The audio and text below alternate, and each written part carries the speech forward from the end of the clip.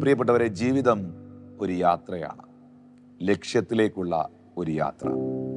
വിശുദ്ധ തിരുവെഴുത്തുകളിൽ മർക്കോസ് വിശേഷം 4-ാം അധ്യായം അതിന് 35 മുതലുള്ള വാക്യങ്ങൾ വായിക്കുമ്പോൾ, അന്ന് സന്ധ്യയായപ്പോൾ നാം അക്കരയ്ക്ക് പോക എന്ന് അവൻ അവരോട് പറഞ്ഞു. അവർ പുരുഷാരത്തെ വിട്ടു. താൻ പടകിൽ ഇരുന്ന പാടെ അവനെ കൊണ്ടുപോയി. മറ്റു ചെറുപടകുകളും കൂടെ ഉണ്ടായിരുന്നു. അപ്പോൾ വലിയ ചുഴലിക്കാറ്റുണ്ടായി. പടകിൽ തിര തള്ളിക്കയറിയതുകൊണ്ട് അത് മുങ്ങുമാറായി. അവൻ അമരത്ത് തലയണ വെച്ച് ഉറങ്ങുകയായിരുന്നു. അവർ അവനെ ഉണർത്തി, ഗുരു, ഞങ്ങൾ നശിച്ചു പോകുന്നതിൽ നിനക്ക് വിചാരമില്ലയോ എന്ന് ചോദിച്ചു.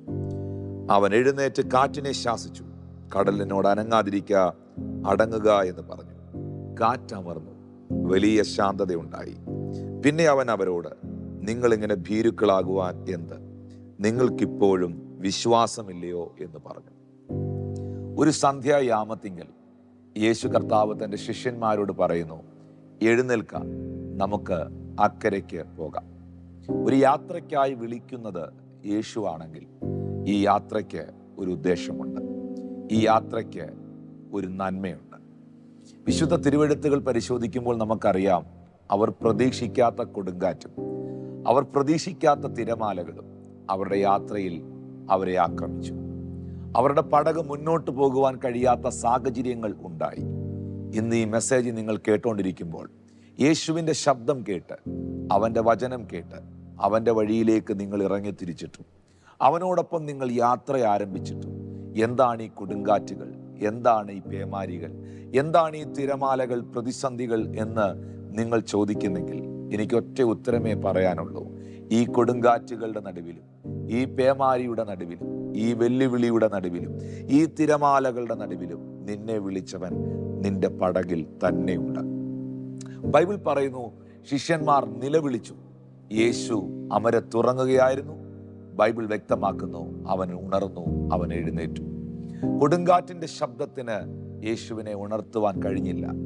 തിരമാലകളുടെ ആർത്തലയ്ക്കുന്ന ശബ്ദങ്ങൾക്ക് യേശുവിനെ ഉണർത്തുവാൻ സാധിച്ചില്ല. ഉപ്പിന്റെ പത മുടി മുതൽ പാദം വരെ ഒഴുകിയിറങ്ങിയിട്ടും, വള്ളത്തിൽ വെള്ളം കയറിയിട്ടും യേശുവിനെ വെള്ളത്തിനോ തിരമാലകൾക്കോ ഉണർത്തുവാൻ കഴിഞ്ഞില്ല. എന്നാൽ ശിഷ്യന്മാരുടെ കരച്ചിൽ, ശിഷ്യന്മാരുടെ നിലവിളി അവനെ ഉണർത്തി. ആർത്തലയ്ക്കുന്ന തിരമാലകൾക്ക് ശിഷ്യന്മാരുടെ നിലവിളിയേക്കാൾ വലിയ ശബ്ദമില്ലേ? അടിച്ചുണരുന്ന കാറ്റുകൾക്ക് ശിഷ്യന്മാരുടെ കരച്ചിലിനേക്കാൾ വലിയ ശക്തിയില്ലേ? പ്രിയപ്പെട്ടവരെ, നാം ചിന്തിക്കുന്നത് പോലെ അല്ല കാര്യങ്ങൾ. തിരമാലകൾക്കുണർത്തുവാൻ കഴിയാത്ത ക്രിസ്തുവിനെ, കൊടുങ്കാറ്റുകൾക്കുണർത്തുവാൻ കഴിയാത്ത ക്രിസ്തുവിനെ ശിഷ്യന്മാരുടെ നിലവിളി ഉണർത്തിയെങ്കിൽ നിങ്ങളുടെ പ്രാർത്ഥനയ്ക്ക് തിരമാലകളെക്കാൾ ശക്തിയുണ്ട്. നിങ്ങളുടെ നിലവിളിക്ക് കൊടുങ്കാറ്റുകളെക്കാൾ ശക്തിയുണ്ട്. യേശു കർത്താവ് ആ കണ്ണുനീരിന്റെ മുൻപിൽ, പ്രാർത്ഥനയുടെ മുമ്പിൽ ഉണരുകയാണ്. ബൈബിൾ പറയുന്നു, അവൻ കാറ്റിനെ ശാസിച്ചു, അവൻ കടലിനോട് ശാന്തമാകുവാൻ കൽപ്പിച്ചു.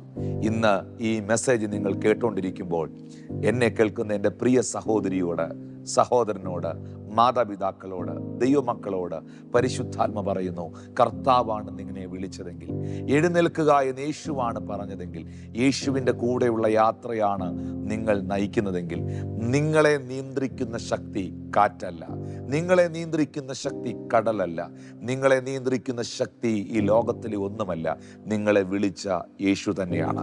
അതുകൊണ്ടാണ് അപ്പോസ്തലനായ പൗലോസ്ലീഹ പറയുന്നത്, നിങ്ങളെ വിളിക്കുന്നവൻ വിശ്വസ്തൻ ആകുന്നു. ഞാൻ ആരെ വിശ്വസിച്ചിരിക്കുന്നു എന്ന് ഞാൻ അറിയുന്നു, അവൻ എൻ്റെ ഉപനിധി, ആ ദിവസത്തോളം എന്നെ കാക്കുവാൻ അവൻ ശക്തനാണ്. ഞാൻ ഈ മെസ്സേജ് ഇങ്ങനെ പറഞ്ഞുകൊണ്ടിരിക്കുമ്പോൾ വളരെ മനസ്സു തകർന്നുകൊണ്ട് എന്നെ കാണുന്ന പ്രിയ മകളോട് കർത്താവിൻ്റെ ആത്മാവ് ഇടപെടുകയാണ്. ഈ ദിവസങ്ങളിൽ നിന്റെ നേരെ ആഞ്ഞടിക്കുന്ന തിരമാലകൾക്ക് നിന്റെ കണ്ണുനീരിൻ്റെയും പ്രാർത്ഥനയുടെയും അത്ര ശക്തിയില്ല. നിന്റെ നേരെ ആഞ്ഞടിക്കുന്ന കൊടുങ്കാറ്റുകൾക്ക് നിന്റെ കണ്ണുനീരിൻ്റെയും പ്രാർത്ഥനയുടെയും അത്രയും ശക്തിയില്ല. ഇതിനെ മുഴുവൻ അതിജീവിക്കുന്ന ശക്തിയാണ് നിങ്ങളുടെ പ്രാർത്ഥന. ദൈവത്തിൻ്റെ മുമ്പിൽ കരയുന്നവനെ മനുഷ്യൻ്റെ മുമ്പിൽ കരയാൻ ദൈവം അനുവദിക്കുന്നില്ല. ദൈവത്തോട് യാചിക്കുന്നവനെ മനുഷ്യരോട് യാചിക്കുവാൻ ദൈവം വിടുന്നില്ല. ദൈവത്തിൻ്റെ മുമ്പിൽ ശിരസ് നമിച്ചവനെ ആരുടെയും മുമ്പിൽ തലകുനിക്കുവാൻ അവൻ അനുവദിക്കുന്നില്ല. ഇന്ന് ഈ മെസ്സേജ് കേട്ടോണ്ടിരിക്കുമ്പോൾ തന്നെ യേശുവിനോടൊപ്പം യാത്ര ചെയ്യുന്ന, ജീവിതമെന്ന പടകിൽ ക്രിസ്തുവുള്ള നിങ്ങളുടെ നിങ്ങളുടെ കുടുംബത്തോട്, നിങ്ങളോട് കർത്താവ് പറയുന്നു, സ്വർഗത്തിലെ ദൈവം വലിയൊരു ജയം, വലിയൊരു വിടുതൽ ഈ സാഹചര്യത്തിന്റെ മേൽ അയക്കാൻ പോവുകയാണ്. അൻപേറുന്ന കരങ്ങളാൽ നിങ്ങളെ അത്ഭുതകരമായി അവൻ നടത്തും. മാധുര്യമേറുന്ന തൻ്റെ മൊഴികളാൽ അവൻ നിങ്ങളെ സ്നേഹത്തോടെ ആ മൊഴികൾ തന്ന്, വചനങ്ങൾ തന്ന് പങ്കുവെച്ചുകൊണ്ട് നിങ്ങളെ മറുകരയിലെത്തിക്കും. ഒരിക്കലും പാതി വഴിയിൽ നിങ്ങൾ തകർന്നു പോകില്ല. ഇതൊരു പ്രവചന ശബ്ദമാണ്.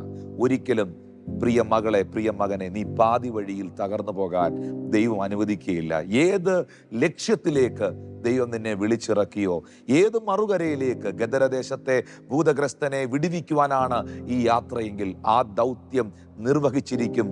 മറുകരയിൽ എത്തിയിരിക്കും, ലക്ഷ്യസ്ഥാനത്തെത്തിയിരിക്കും. കാറ്റും തിരകളും വള്ളവും വെള്ളവും ഒന്നുമല്ല നിന്റെ ജീവിതത്തെ നിയന്ത്രിക്കുന്ന ശക്തി. നിന്നെ വിളിച്ച് നിന്റെ ജീവിതമെന്ന അമരത്ത് വിശ്രമിക്കുന്ന, നിന്റെ ജീവിതമെന്ന അമരത്ത് നിൽക്കുന്ന ക്രിസ്തുവാണ് നിന്റെ ജീവിതത്തിന്റെ നൗകയെ നയിക്കുന്നത്. അതുകൊണ്ട് യേശുവിൻ കൂടുള്ള യാത്ര ആനന്ദമാണ്.